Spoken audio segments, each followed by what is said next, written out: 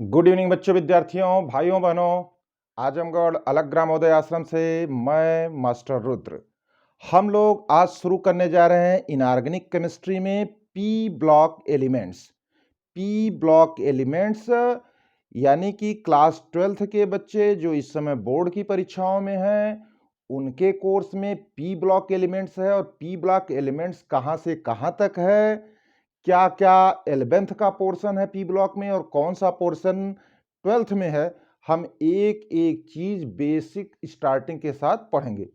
तो ओके बच्चों, let's proceed. आज एक बहुत ही जबरदस्त टॉपिक शुरू हो रहा है, पी ब्लॉक तत्व। तो मैं पहले तो एक छोटा सा इंट्रो देना चाहता हूं, और वह छोटा सा इंट्रो बच्चे 11 में पढ़े होंगे, क्लास 11th में पढ़े होंगे, उसके पहले वाले में आप पढ़े होंगे, क्लास 10th में भी थोड़ा सा पढ़े होंगे। तो जो कुछ भी आपने पढ़ा उसका थोड़ा सा हम लोग समराइज करते हैं और समराइज करके आगे बढ़ते हैं। मैं ये कहना चाहता हूं कि बच्चे, सभी बच्चे अच्छी तरह परिचित हैं मॉडर्न पीरियाडिक टेबल से। आप अच्छी तरह परिचित हैं बच्चों मॉडर्न पीरियाडिक टेबल। आधुनिक आवर्त सारणी जो मोजले साहब के द्वारा डिफाइन की गई, उसमें उन्होंने तत्वों को 4 बिल्डिंगों में रखा था, और उन 4 बिल्डिंगों के नाम थे, उन 4 बिल्डिंग को ब्लॉक हम कहते हैं S block elements, P block elements, D block elements और F block elements. S block elements, P block elements, D block elements, F block. पूरी आधुनिक आवर्त सारणी में जितने भी तत्व हैं, उन सारे तत्वों को 4 ब्लॉकों में बांट के रखा गया। ब्लॉक क्या है सर जी?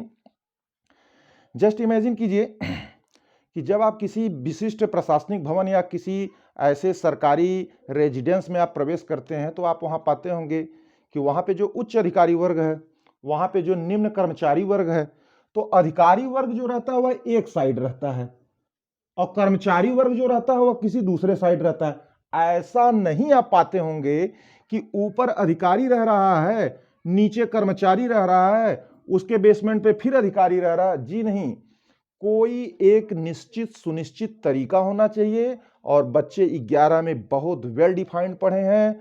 आप पढ़े भी होंगे, अपने स्कूल में पढ़े होंगे, अपने टीचर्स से पढ़े होंगे, और नहीं पढ़े हैं तो हम पढ़ाने जा रहे हैं आपको कि जितने भी तत्व रखे गए हैं उनको एक निश्चित आर्डर बनाया गया है, और उस आर्डर को, उस क्रम को 4 ब्लॉकों में बांट दिया गया है। एस ब्लॉक के तत्व हैं, पी ब्लॉक के तत्व हैं, डी ब्लॉक के तत्व हैं, एफ ब्लॉक के तत्व हैं। थोड़ा सा मैं इंट्रोडक्शन पे हम लोग आ रहे हैं। एफ ब्लॉक के तत्वों को पुनः 2 श्रेणियों में बांटा गया है। बच्चे जानते होंगे अच्छी तरह कि जी सर, एक होती है लैंथेनाइड सीरीज, हिंदी में कहते हैं लैंथेनाइड श्रेणी, और दूसरी होती है एक्टिनाइड सीरीज।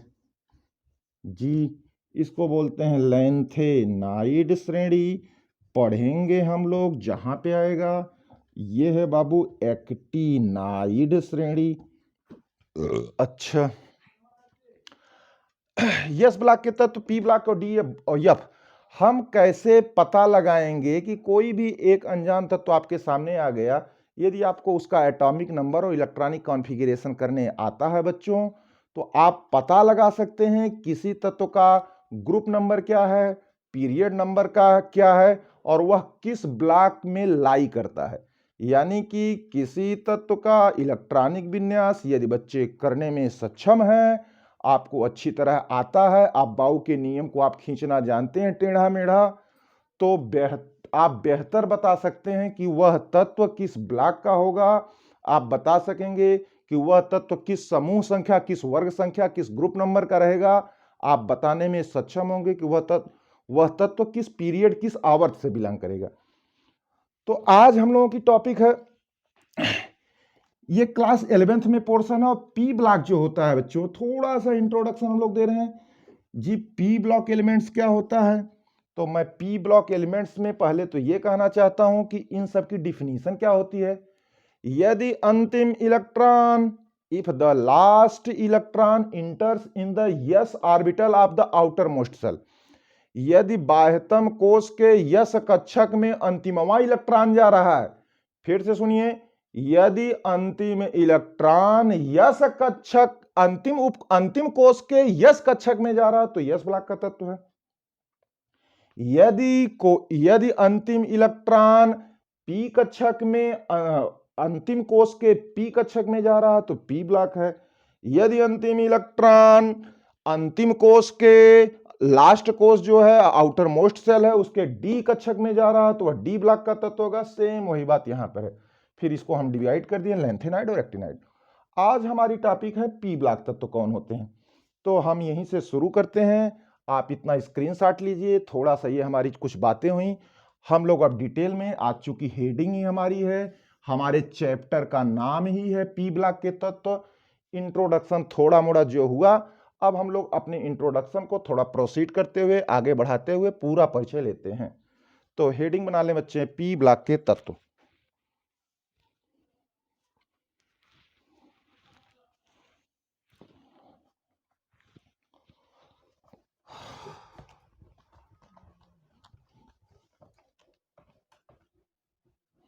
तो पहला पॉइंट लिखता हूं। फर्स्ट पॉइंट लिखिए, इफ द रिमिक्स क्लासेस चलेंगी, यूपी बोर्ड के बच्चे धैर्य से बैठे रहें। मैं हर चीज़ को हिंदी में भी लिखूंगा। ऐसे भी कोई चीज़ इंग्लिश में नहीं पढ़ाई जा रही है। हम ऐसा कोई बात नहीं बता रहे हैं कि इंग्लिश में ही बोलते जा रहे हैं। इसलिए इस रिमिक्स क्लास का पूरा आनंद लीजिए। इफ द लास्ट इलेक्ट्रॉन इंटर्स, प्रवेश करता है, in the P orbital of outermost cell,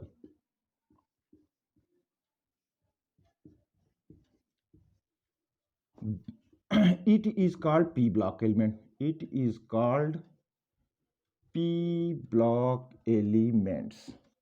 अच्छा, यदि अंतिम इलेक्ट्रॉन p, यदि अंतिम इलेक्ट्रॉन बाह्य कोश के पी कक्षक में प्रवेश करता है तो उसे पी ब्लॉक के तत्व कहते हैं। अच्छा,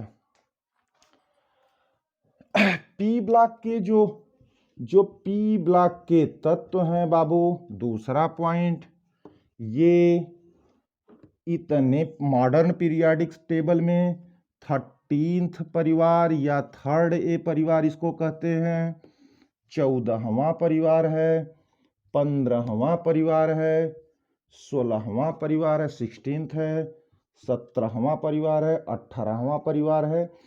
हम इनको थर्ड ए की, इनको फोर्थ ए परिवार कहते हैं, इनको फिफ्थ ए कहते हैं, इसको बच्चे 6 ए कहते हैं, इसको बच्चे 7th ए कहते हैं, इसको बच्चे 8th ए परिवार कहते हैं।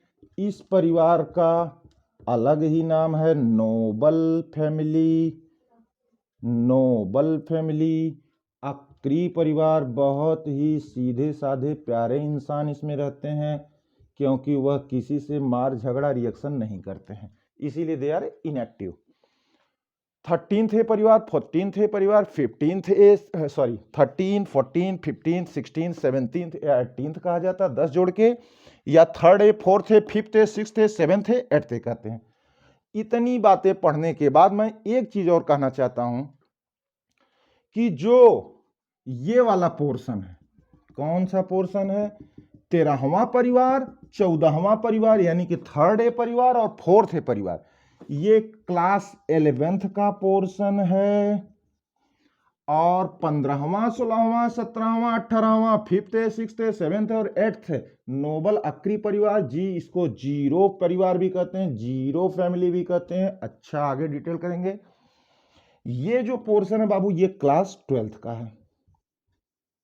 ठीक, पहले तो आप इतना जान लीजिए कि आपको पढ़ना क्या है। क्लास 12th के बच्चे हैं, यदि आप बोर्ड परीक्षा में एंट्री कर लिए हैं तो आपको यह जानना जरूरी है कि पी ब्लॉक के तत्व के जो आपके कोर्स में है उसमें 13th, 14th यानी थर्ड ए, फोर्थ ए परिवार यानी बोरान परिवार, कार्बन परिवार नहीं है आपके कोर्स में, क्योंकि यही 11 में है। बोर्ड के बच्चे 15वां 16वां 17वां 18वां 5th 6th 7th 8th पढ़ते हैं। ओके, ठीक है, इतनी बातें नोट कीजिए, थोड़ा और आगे बढ़ते हैं।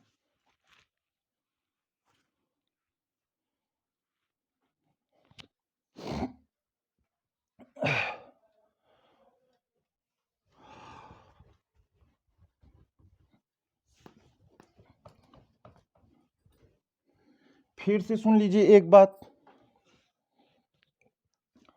कि मैंने कहा कि यदि लास्ट इलेक्ट्रॉन पी कक्षक में प्रवेश कर रहा है आउटर मोस्ट शेल के, तो वह पी ब्लॉक एलिमेंट है।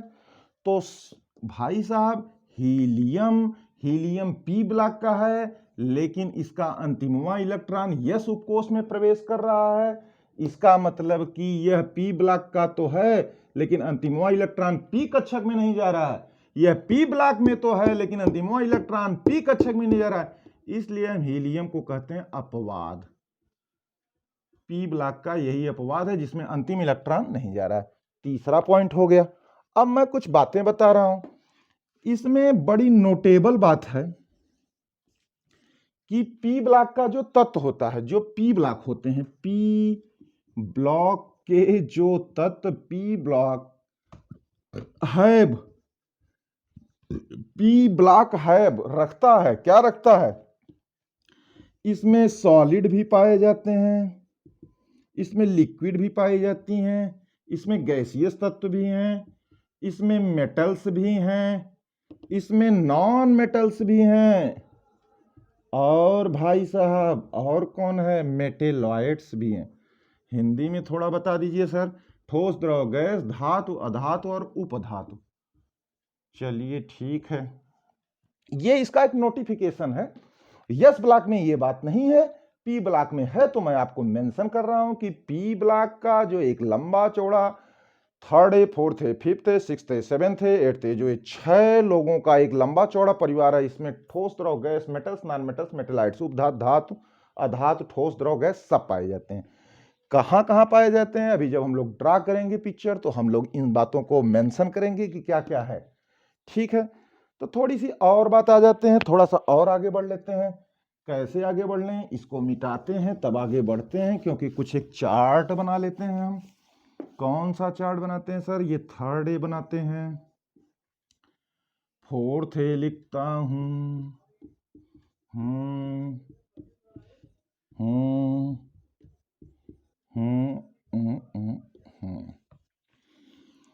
चलो भैया लिखो। बोरान है, एल्युमिनियम है, गैलियम है, इंडियम है, थैलियम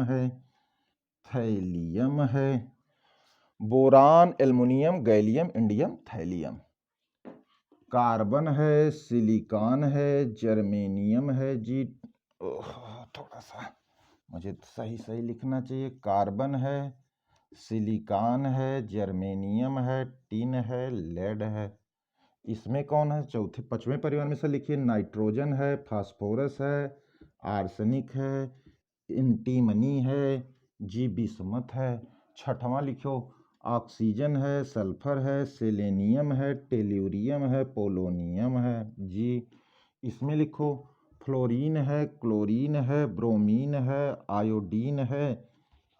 सबके सामने लिखा जाए तो सुंदर चार्ट बनेगा। एस्टेरीन है। यहाँ पे दूसरा परिवार, ये फर्स्ट में नहीं, हम लोग नियान है, आर्गन है, क्रिप्टन है, जेनॉन है, रेडॉन है। थोड़ा ध्यान से फिर से देखा जाए, आप थोड़ा सारी चीजों को एक बार देखिए।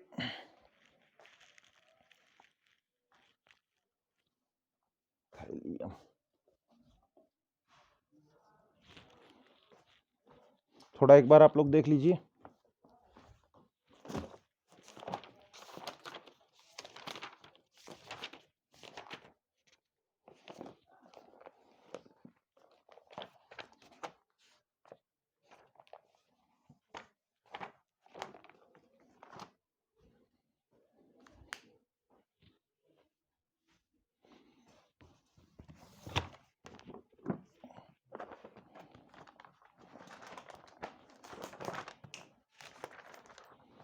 वन मिनट प्यारे बच्चों, आप इसको नोटिफाई कीजिए। इसको चार्ट से हम लोग थोड़ा आगे बढ़ेंगे और देखते हैं कि क्या क्या है।